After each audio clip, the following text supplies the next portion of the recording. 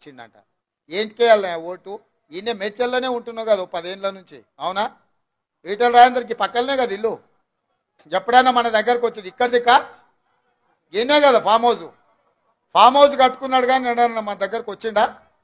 మరి ఎన్నడు రాంది అలా ఓటాడుగా నీకు ఎట్లా వస్తాడా మన దగ్గర? 10 ఏళ్ళు మంత్రిగా ఉన్నాడు, ఎప్పుడైనా మన దిక్కు చూసిండా? పెన్షన్ ఇచ్చిండా?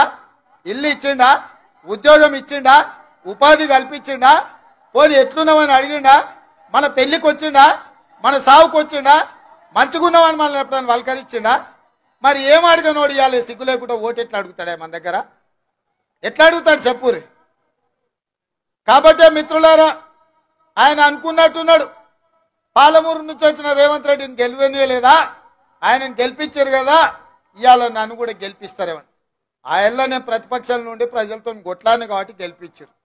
10 ఏళ్ళు నువ్వు కేసీఆర్తో అధికారంలోనే ఉంటాయి. మల్కాజ్గిరి పార్లమెంట్ పరిధిలో చూస్తున్నాం, కాంగ్రెస్ పార్టీ నుంచి కానీ బీఆర్ఎస్ పార్టీ నుంచి కానీ పోటీ చేయడానికి కూడా ఎవరు ముందుకు వస్తలేదు.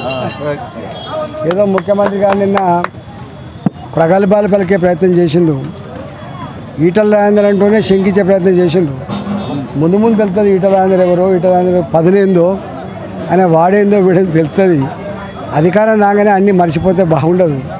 ముమ్మాటికి ఈ పార్లమెంటు పరిధిలో గెలిచే పార్టీ భారతీయ జనతా పార్టీ.